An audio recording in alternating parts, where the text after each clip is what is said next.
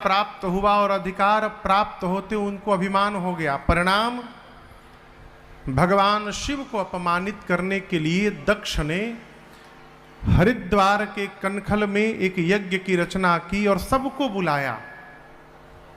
छोड़ ब्रह्मा, विष्णु और महेश, तीन देवताओं को छोड़कर यज्ञ में जितने जितने देवता भाग पाते हैं, नेवते सादर सकल सुर जे पावत मख भाग। बाबा कथा सुना रहे, देवता यज्ञ में भाग लेने जाने लगे। लेकिन देवता भी अद्भुत है साहब, अपनी अपनी देवियों के साथ विमान में बैठ गए और विमान से आकाश मार्ग से चले। जब आकाश से ही जाना था तो थोड़ा बाईपास लेके चले जाते, कैलाश के ही ऊपर से क्यों जाना था। सारे देवताओं का विमान कैलाश के ऊपर से जाने लगा। सती मैया ने देखा, पूछा, प्रभु ये देवता सब कहां जा रहे हैं। बाबा ने पूरी बात बताई। मां ने हाथ जोड़कर कहा, प्रभु पिता भवन उत्सव परमा, जो प्रभु आयसु हो तो मैं जाऊं कृपा सादर देखन सो। मां ने कहा, प्रभु पिताजी के घर में उत्सव है, यदि आपकी आज्ञा हो तो मैं एक बार उत्सव देखने के लिए पिताजी के घर चली जाऊं। अब यहां एक बड़ी सूक्ष्म बात मैं आपसे निवेदन करूं। शंकर जी को सती मैया को जाने के लिए मना करना है, ठीक है, लेकिन कैसे मना करना है ये ढंग देखिए। बाबा ने ये नहीं कहा कि देवी आप गलत बोल रही हैं, नहीं जाना चाहिए, ये नहीं कहा।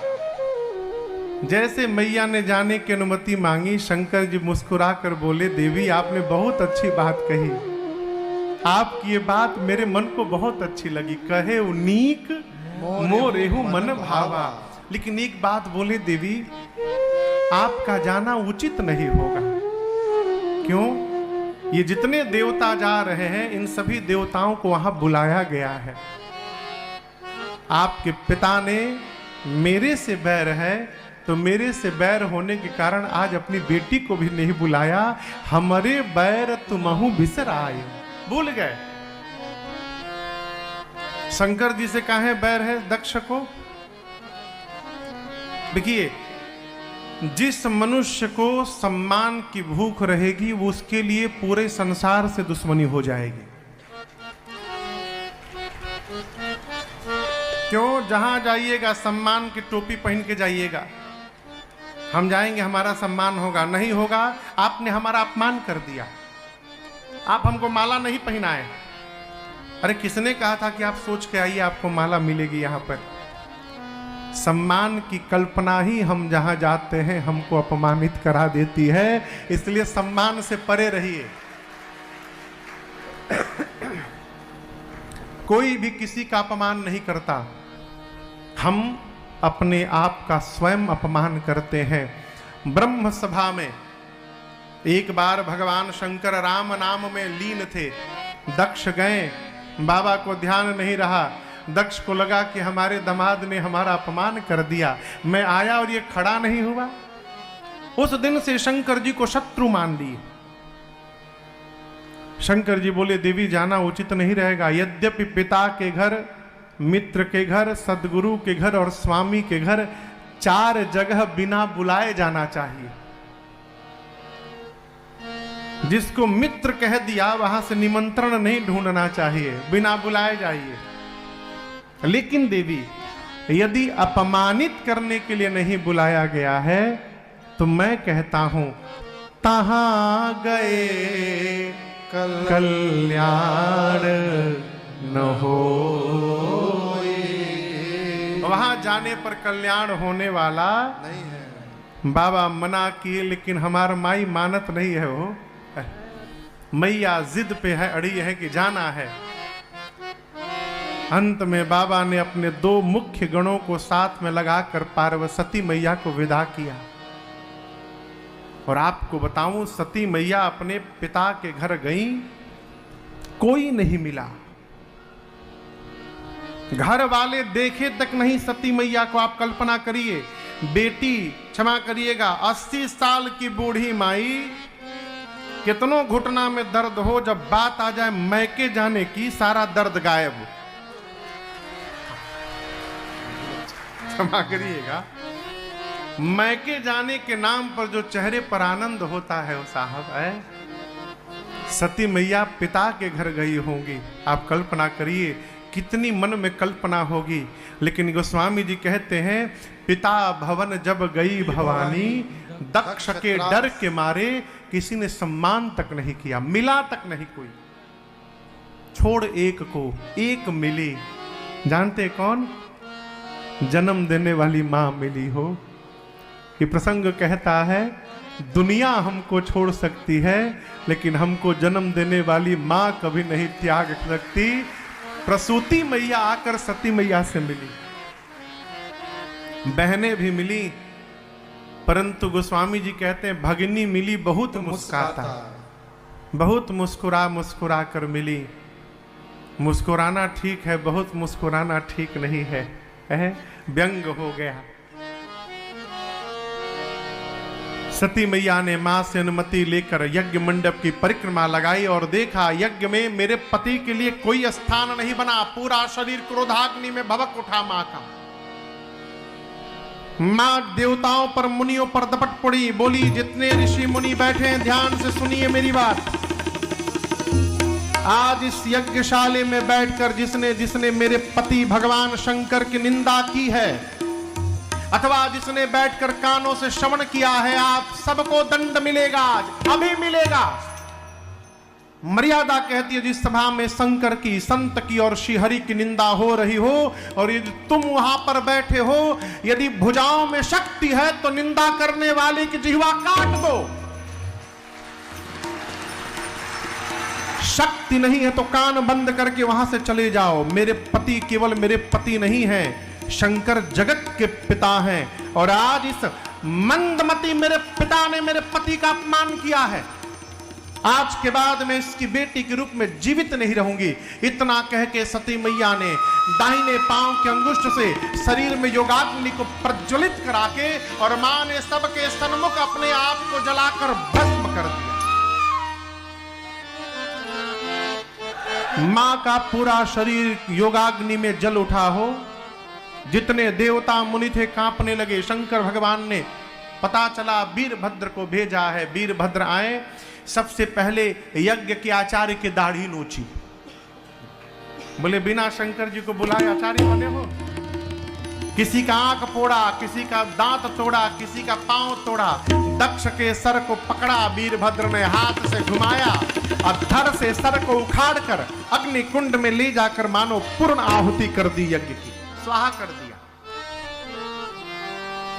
बाद में बकरे का सर लगाकर दक्ष को जीवित किया गया। इधर सती मैया मरने से ठीक पहले, सती मरत हरिसन वर मांगा, सती मरत हरिसन वर मांगा, जन्म जन्म शिव पद अनुरागा, जन्म जन्म शिव पद अनुरागा, तेहि कारण हिम गिरि गृह जाई, तेहि कारण हिम गिरि गृह जाई। मैया जनमी पार्वती तन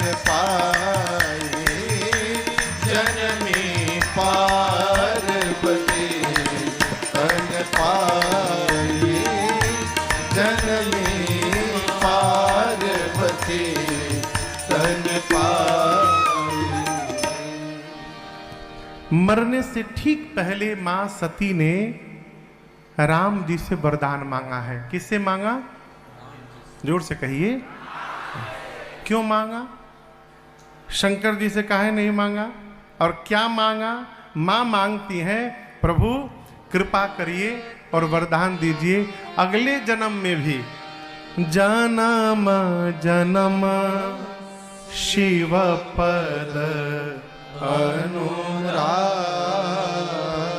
मेरा अनुराग जन्म जन्मांतर बाबा शंकर के ही चरणों में बना रहे, अर्थात मैं उनके ही चरणों की दासी बनूं प्रभु, इसके अलावा आपसे कुछ नहीं चाहिए। ये हमारी संस्कृति है।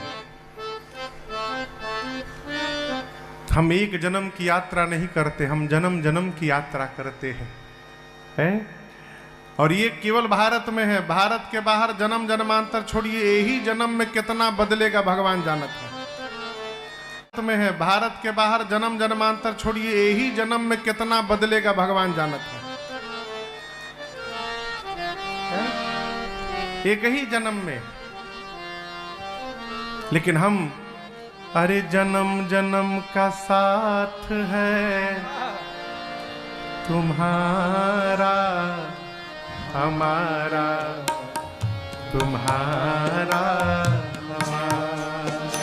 अरे जन्म जन्म का साथ है हमारा तुम्हारा, तुम्हारा हमारा। जन्म जन्मांतर यात्रा जन्मों से चली आ रही है और आगे भी चलती जाएगी। जो है अगले जन्म में वही मिलेगा। कई लोग टेंशन में आ गए।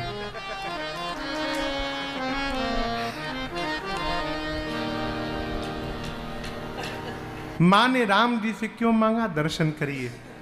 पहला कारण, सती मैया सोची कि मैंने राम जी की परीक्षा लेके राम जी के प्रति अपराध किया है। जब तक राम जी मुझे क्षमा नहीं करेंगे तब तक बाबा क्षमा करने वाले नहीं है, इसलिए राम जी से मांगा।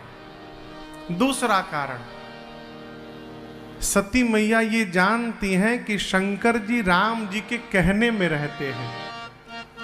ये वाक्य आप समझे? जीवन में एक ऐसी सत्ता होनी चाहिए जिसकी हर आज्ञा का हम बिना विचार किए पालन करें। यदि हमारे जीवन में ऐसा कोई है तो हम धरती पे सौभाग्यशाली हैं। हमको यदि कोई आज्ञा देने वाला है तो आप बड़भागी हैं। शंकर जी राम जी के कहने में रहते हैं, इसलिए राम जी से मांगा।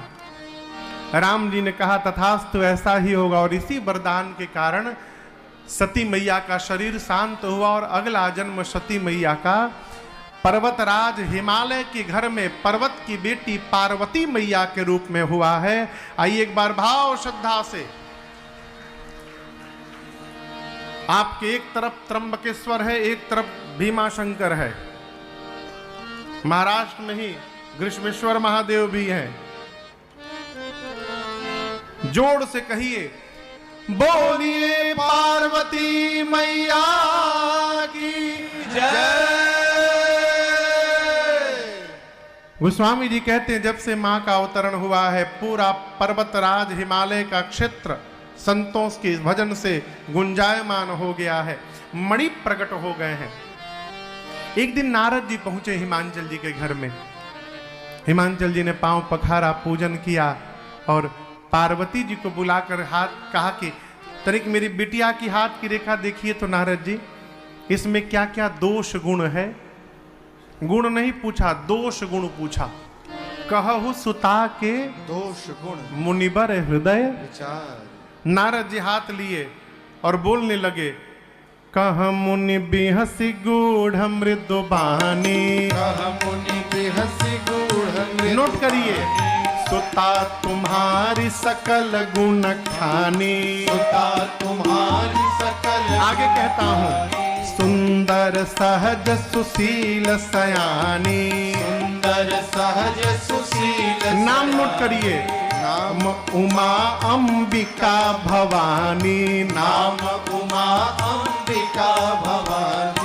सब लक्षण संपन्न कुमारी। सब लक्षण संपन्न कुमारी। होए संतत पियहि प्यारे होए ही संतत पिय आगे कहता हूँ सदा अचल एहि कर अहि बाता सदा अचल एहि कर नहीं बाता एहि तेजस पहि पितु माता एहि तेजस पै है पितु माता होई पूज्य सकल जग माही होई ही पूज्य सकल जग माही एहि सेवत दुर्लभ कछु नाही एहि सेवत दुर्लभ कछु नाही एहि कर नाम सुमिर संसारा त्रिय चढ़ियहि प्रतिभत असिधारा एहि कर नाम सुमिर संसारा त्रिय चढ़िय प्रतिव्रत असिधारा। हिमांचल जी पूछे दोष बताइए। नारद जी बोले दोष छोड़िए, आपकी बेटी समस्त शुभ लक्षणों से धनी होगी, सब लक्षण संपन्न कुमारी, इनका नाम उमा अंबिका भवानी होगा, इनका सौभाग्य खंड रहेगा, पूरा संसार इनका पूजन करेगा, आपको इनके कारण यश की प्राप्ति होगी, इनकी सेवा करने से कुछ भी प्राप्त हो सकता है। संसार की स्त्रियां आपके बेटी के नाम का स्मरण करके और अपने जीवन में पातिव्रत धर्म का पालन करती रहेंगी, ये मैं कहता हूं आपको। हिमांचल जी पूछे कि दोष नहीं है कुछ इसमें? नारद जी बोले इनमें तो नहीं है, लेकिन इनके जो पति होने वाले हैं उनमें थोड़ा दिखाई दे रहा है। कहिए उनका बतावें। हिमांचल जी बोले बताइए। नारद जी बोले नोट करिए। पहला अगुना अमाना मातु पितु हीना उदासीन सब संशय छीना। आपके बेटी का जो पति होगा वो अगुण होगा। अगुण यानी नारद जी कहना चाहते हैं सत रज तम तीनों गुणों से परे होंगे, त्रिगुणातीत होंगे। हिमांचल महाराज का समझ लिए अगुण यानी उसमें कोई गुण नहीं होगा। नारद जी बोले अमान होगा यानी मान सम्मान से परे। देखिए जितना सरल शंकर भगवान का पूजा करना है उतना सरल किसी देवता के पूजन में नहीं है। सरलता कुछ ना मिले, पानी लीजिए लोटा में, हर हर महादेव हर हर महादेव हर हर महादेव हर हर महादेव, बाबा गदगद हो गए। कुछ ना मिले, घास उठा के चढ़ा दीजिए, बम बम। बाबा जौन फूल पसंद करते हैं उस फूल में कभी क्राइसिस होने वाला नहीं है। क्यों? दूसरा कोई देवता देखते भी नहीं उस फूल की ओर। मान सम्मान से परे अमान। हिमांचल समझ गए अमान यानी उसका कोई सम्मान नहीं करेगा। तीसरा बोले उसके माता पिता नहीं है। नहीं है मतलब पहले थे अब नहीं है, ऐसा नहीं है, शुरू से ही नहीं है, बिना माई बाप का ही है। वो उदासीन रहता है, कोई संशय नहीं। आगे नोट करिए और बतावें। हिमांचल जी बोले और भी कुछ बचा है का? नारद जी बोले असली तो बचा ही है अभी। बोले का बचा है? जोगी जटिल अकाम मन नागन अमन अस स्वामी यही कहा मिले परी हस्त असीर। बोले जोगी होगा, उसकी विशाल विकराल जटाएं होंगी। अब आप पता करिए, बताइए यदि आप अपनी बिटिया के लिए दूल्हा देखने गए और दुल्हवा जटा लगा कर आवे, आप ब्याह के बाद करेंगे कि भागेंगे वहां से?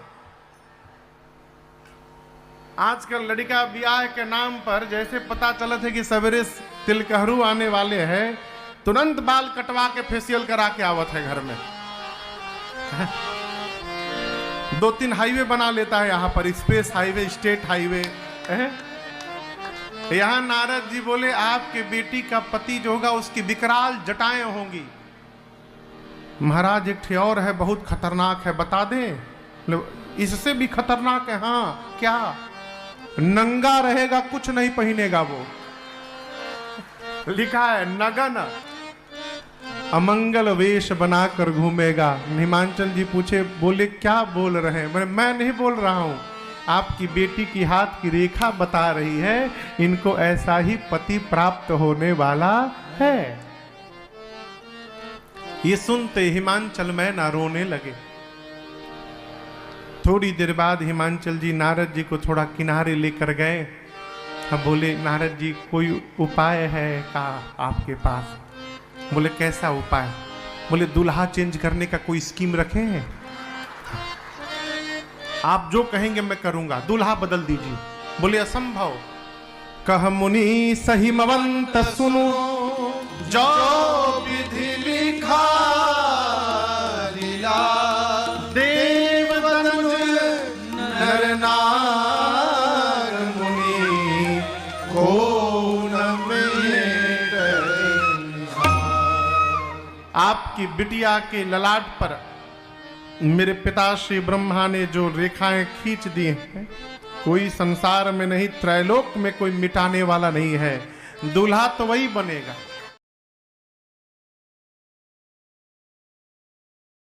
मिटाने वाला नहीं है, दूल्हा तो वही बनेगा। लेकिन आप टेंशन न लीजिए,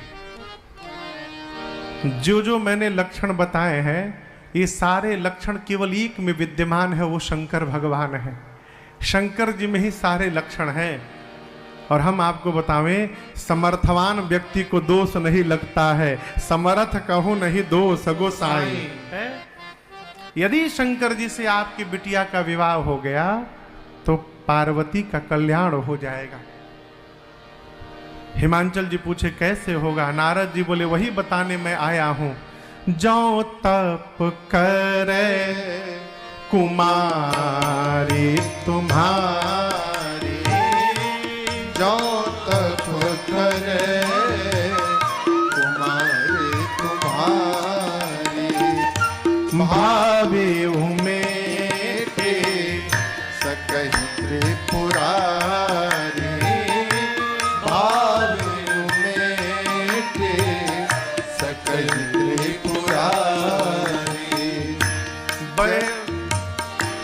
यद्यपि बर अनेक जग माही, यद्यपि बर अनेक जग माही।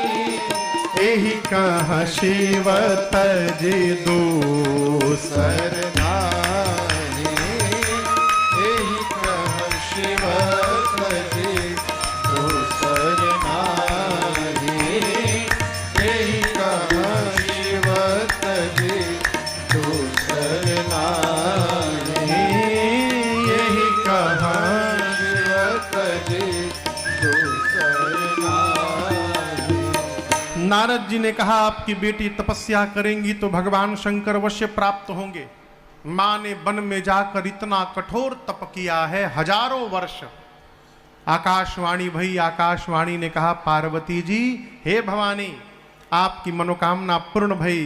पिताश्री बुलाने आए तो घर जाइएगा, सप्तऋषि मिल जाए तो हमारे वचनों को सत्य समझिएगा। इधर जब से सती मैया का शरीर शांत हुआ, मां के जाने के बाद बाबा को वैराग्य आ गया। कैलाश से निकल पड़े, घूमने लगे। कहीं कथा होती तो बैठ के कथा सुनते, कहीं भगत मिलते तो उनको कथा सुनाते।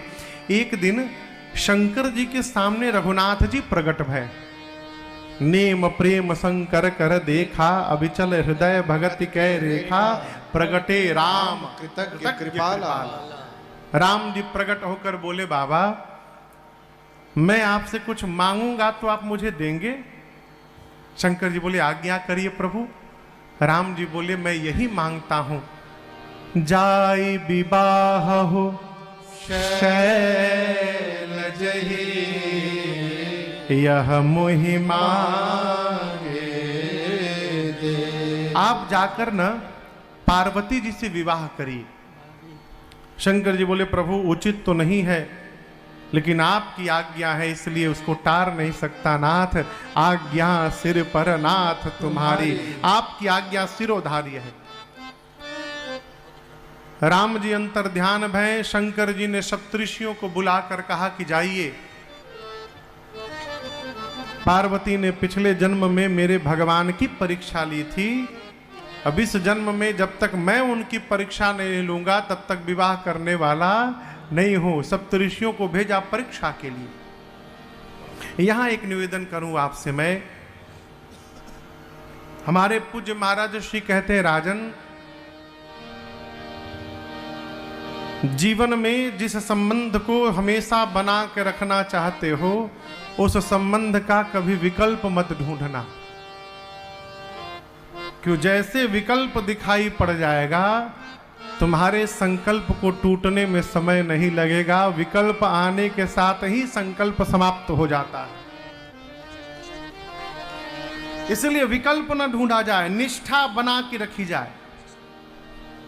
पार्वती मैया के सामने सप्तऋषि विकल्प लेकर गए, बोले आप जिसकी तपस्या में बैठी हैं शंकर जी के लिए भीख मांग के खाते हैं, जो स्वयं भीख मांगता है आपका पेट कैसे भरेगा?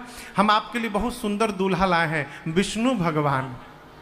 कहिए हाँ तो हम लोग विष्णु भगवान से आपके विवाह की बात आगे बढ़ावें, उनमें कोई दोष नहीं है।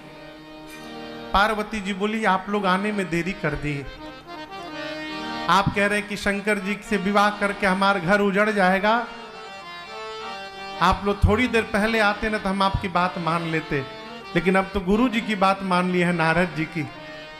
और हम एक बात कहना चाहते हैं, लगन इनसे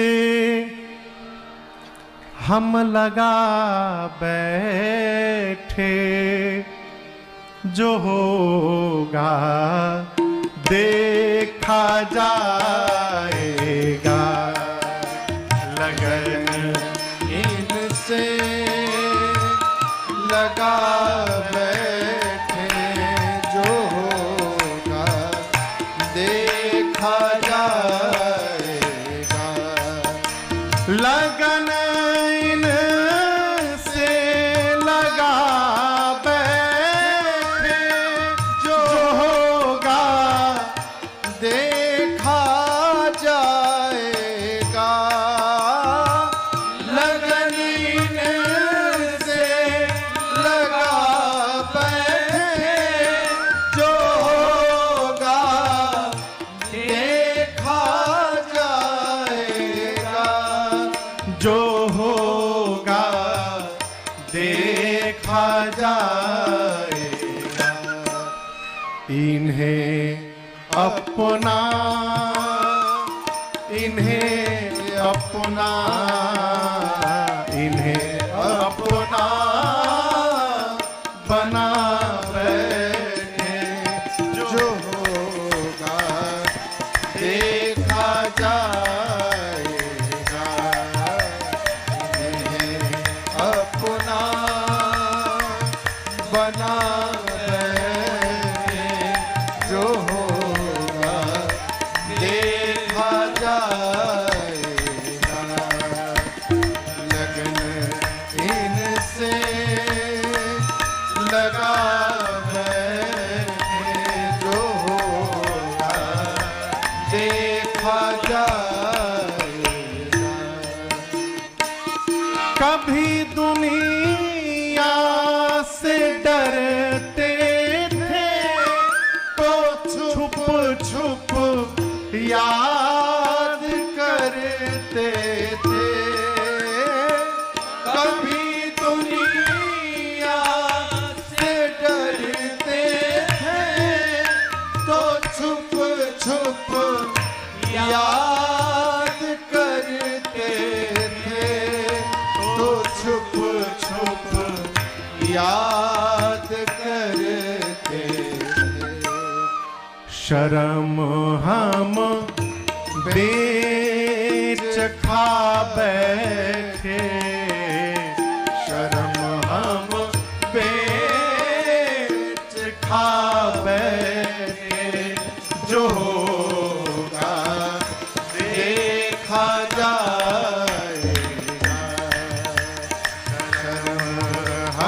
बेच खा बैठे, जो होगा देखा जाएगा। लगन इनसे लगा बैठे, जो होगा देखा जाएगा।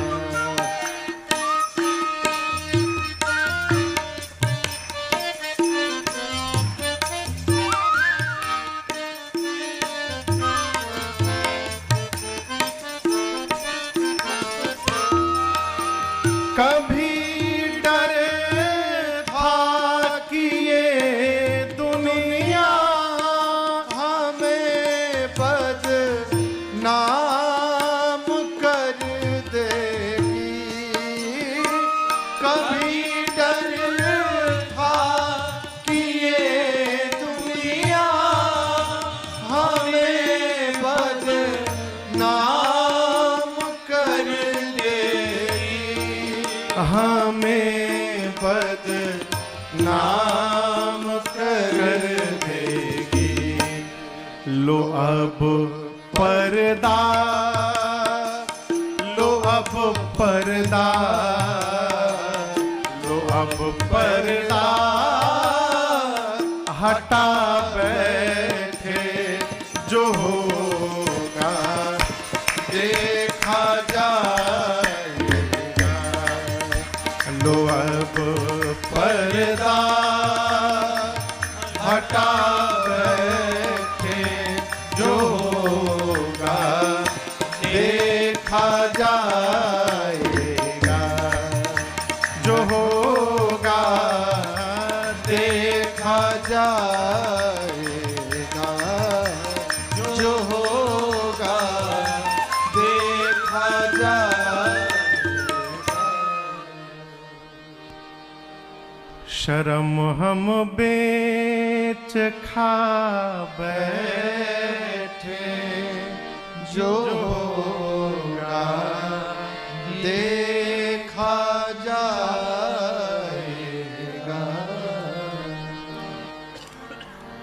दुनिया के सबसे बड़ी बीमारी है, सबसे बड़ा रोग, क्या कहेंगे लोग। इससे बाहर निकलिए। हर आदमी टेंशन में है, किसी को आपके तरफ देखने के लिए टाइम नहीं है, इसलिए अपने आनंद में रहिए।